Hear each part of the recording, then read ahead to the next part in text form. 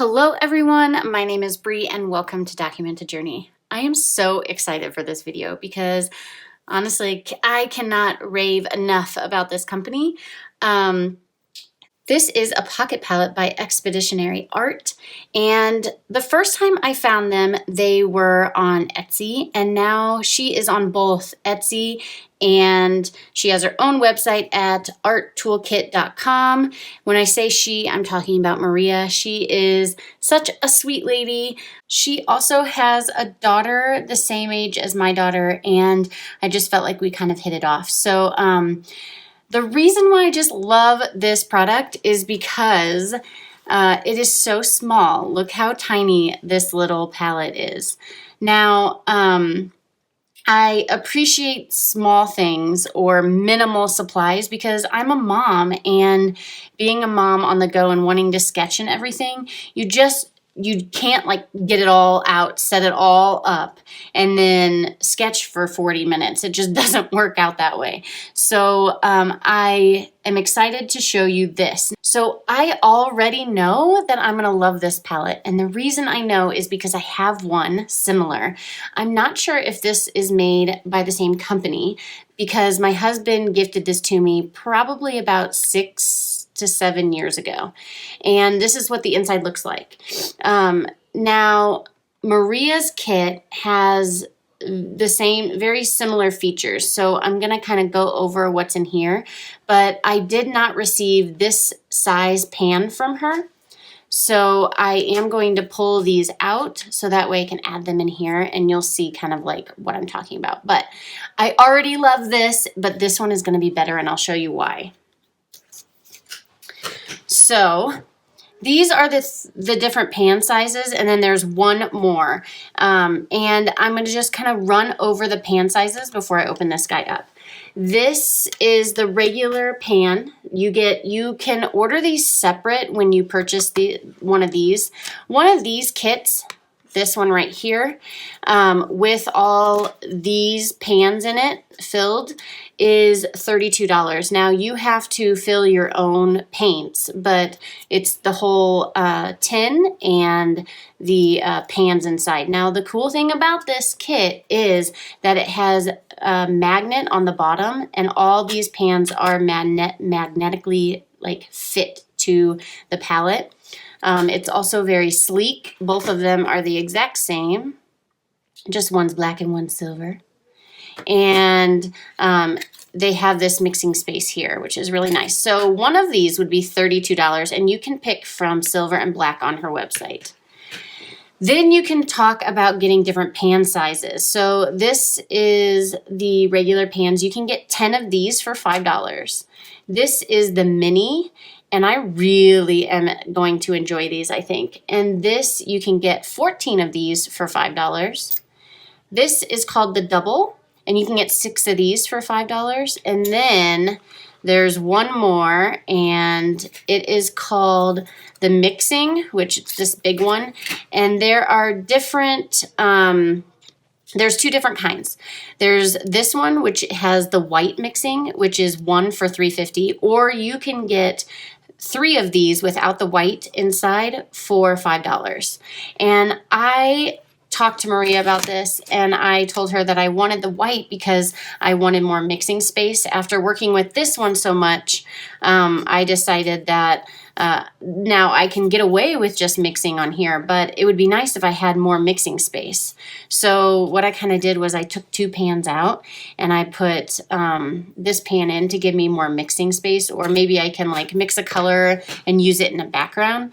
And what I'm going to do here is I'm going to keep one of those pans for mixing, and then I'm going to put these 2 down here. So that is going to be my setup in here, and I am so excited for this. So I have some mixing space here, and there's some differences in this. So these two different palettes. Do you see this rim right here? This would be really nice because I do have paint that like flows off of this. So I'm excited to have this rim here, but this is a huge mixing area. Now I have this as a mixing area too. And then this can be used for like doing washes. So if I want to do like a background or something, I can put a healthy amount of water and pigment in here and do a good wash. That way I'm not putting it on here and then it falling off the side or, you know, running somewhere. So I'm excited. And then these little guys are just filled with mainly the same colors that I use all the time. But what I thought I could do is I could paint something with you using this palette and kind of talk about how I mix colors and things like that. I am so excited for this palette. Thank you, Maria, for working with me. I am going to be having a coupon code listed in the description box for you, and I'll put it on the screen so that way you can go check this out. She is an amazing lady. I can't say enough about how awesome this company is. I'm so excited. And so let's get painting. Okay, so I got out my sketchbook and I kind of have everything set up. These are silver black velvet travel brushes. I have the 4 and the 2. And then let's open this bad boy up. I'm so excited. Okay, so again, we have the lots of mixing areas, which that is something that I'm super excited about. And I like these little pans. So what I'm going to do is, this bird was kind of like a reddish color. So I'm going to create that here.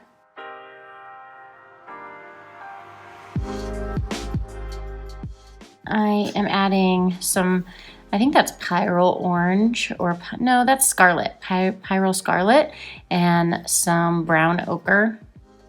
And these are all Daniel Smith. And then to put any kind of darkness in a color, I like to add purple. And I'm pretty sure that's purple, yeah.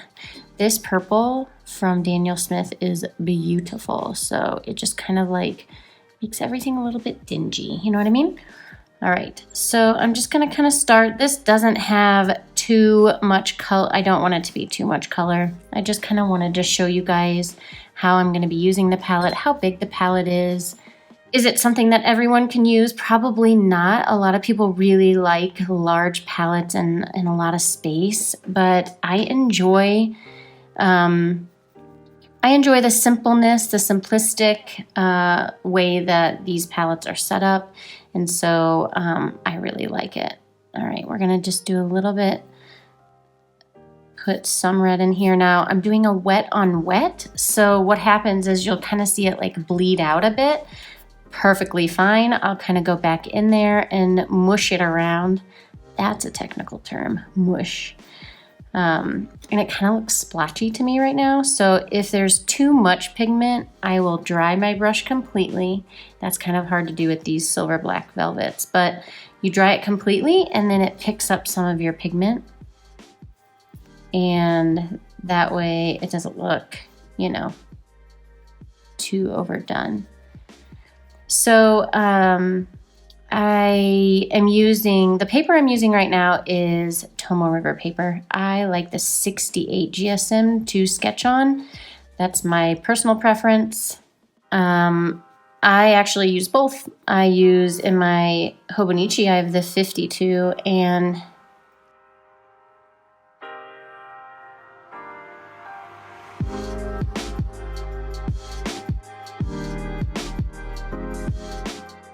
so if I want to actually do a painting, I want to make sure that I have the 68 because it just holds up to all the water that I like to use.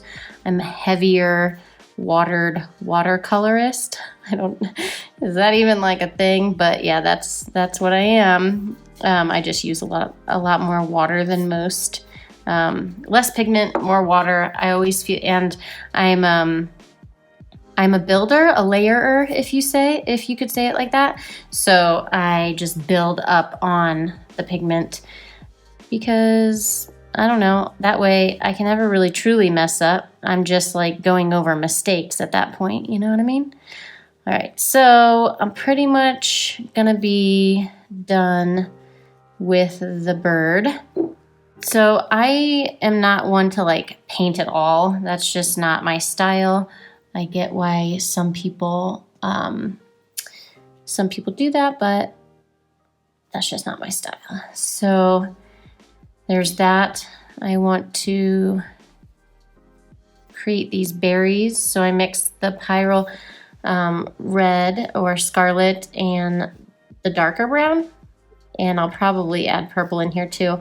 I also think that when you are painting any kind of piece in your sketchbook or anywhere, that using the same colors in the color family, so picking like a good base color. So I guess like my standout color right here would be the red, and then just using other colors to kind of like make variations.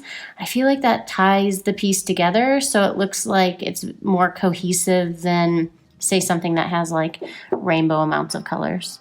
So I'm going to take that same red and I'm going to just water it down for these lighter berries. I'm going to try not to touch the other berry to make them blend together. They're in the background, so they don't need to be like standing out too much. And then what I can do is I can take some of the darker pigment and use that for the shadows that I've already kind of like marked in.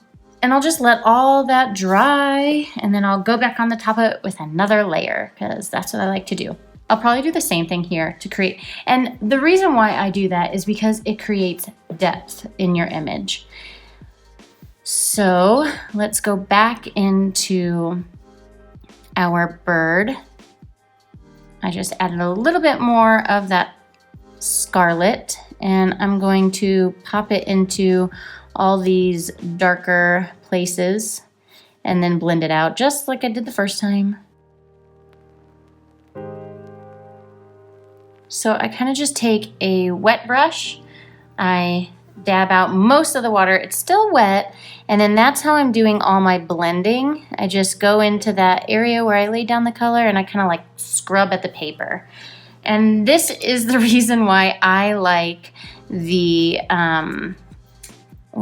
the 68 GSM paper. Because when I do my scrubbing at it, then I don't like ruin the paper, you know what I mean? So I took some, I think umber and I don't know what the other one is, light brown. And I just mixed the two together because I didn't want it to be straight up really dark like the umber, but I didn't want it to be so light like the light brown color. So I don't actually know what color that is, like the name of it, but I'm just gonna come in here and I kind of am taking my damp brush to do the blending. That was actually really a good part to show because that was easily seen. I'm also gonna take this and I'm gonna put it in the little darker areas because the red is still there. I'll take more of the umber. The red is still there, so it's like it's called glazing. You're putting a layer over the red, so you can still see the red, but you can tell that it's a darker spot on the bird. Again, tying everything together so that way it doesn't look like one part doesn't really belong. And if I feel that it's just too stripy, I blend it. All right, I think the bird looks good. Now going back to the berries, I'm going to take the same color that we mixed up. It was the light brown and the pyrrole scarlet. I'm gonna do it again actually because I had to wet it down my brush. And what I'm gonna do is right where I have those like dark areas, I'm just gonna place the color, just kind of like striping it in, not really worrying about where it's going at the moment because I'm gonna blend it in a minute. But I just wanna get that like shadow in. With Tomoe River paper, you will understand that it likes to buckle or crinkle whenever you put water on it. So those are just areas that you have to, I don't know, work around, I guess. They don't really bother me, but I can see how they do bother some people because it's going to pool right there. There's a wrinkle right here, and it's going to pool there, and there's nothing I can do about it. So that's the beauty of Tomoe River paper, or that is like what people don't like about it. I'm just going to create some dark spots in these berries and blend that out so they're not too harsh. I like the blended look, so that's why I do it. But some people just leave it like that and it looks fantastic. So this page is coming together. Now let's use this big well because I want to create a background, and I am just at this point going to put water in it. If you ask me what my favorite brush is, I'll probably say this number 4 size because I could use it for everything. So, that was, I think, this one. There we go. Go back to some olive. Okay, so what I'm doing is I'm just dipping my brush in and adding water to this so it becomes like a wash. And all I'm going to do is I'm going to have that available to me. It's really light, and I'm just going to have that available to me when I need to dip back into it. And when I do a wash, it's not flat, like a flat color kind of situation. I'm just kind of washing down color. If I want to leave an area kind of white, like right here, maybe I blend out this color a bit so it's not as concentrated. And I'm kind of like emphasizing the bird a bit. I just got some on the branches. Oh well.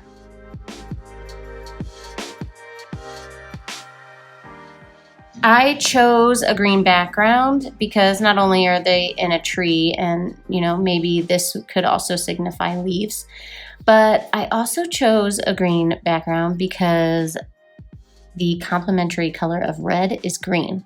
So what that means is it's going to make that red stand out. They're gonna make each other just kind of like pop off the page. And it's the same with yellow and purple and blue and orange. Those are their complements.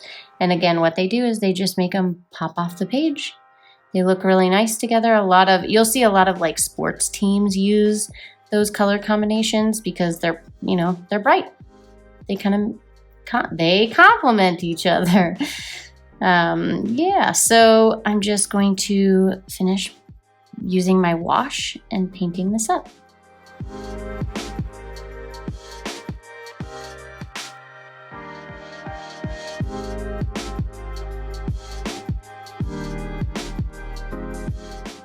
So just like with the others, I like to create depth. So I will go back in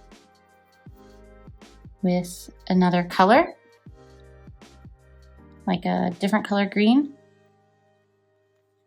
and put that in different spots just to kind of like make the bird maybe stand out a little bit.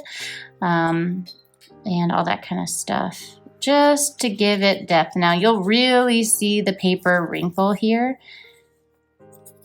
And again, that does not bother me. I can see how it does bother people though. So keep that in mind when you're working with Tomoe River paper.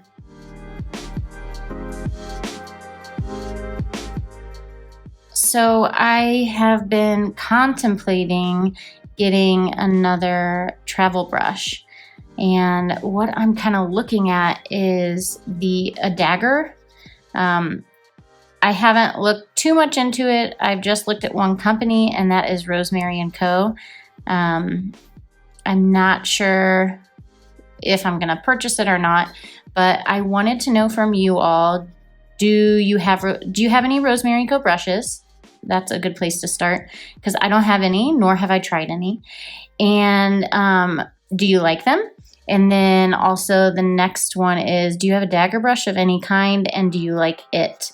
The reason why I kind of like have my eye on a dagger brush is because, like I said, I have these two brushes out. One's a 4, one's a 2, and it would be really cool if I could combine the two and just carry the 1, which would be the dagger. So it'd be like the point part is the 2, which it could get me into all those tight spaces, and then the other part would be the 4, which could give me these like washes. So let me know. I want to hear your thoughts on that.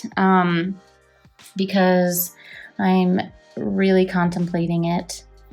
And I'm gonna put some green over here just to tie the 2 pages together, because they are separate pages and I don't want one to look like it's like not with the other. So that is what I'm gonna do here.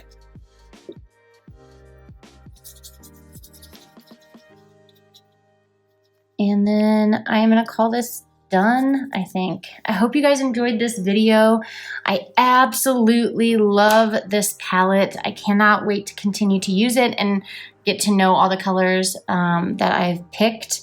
And let me know how you guys enjoyed this video. Until next time, everybody, I'll see ya.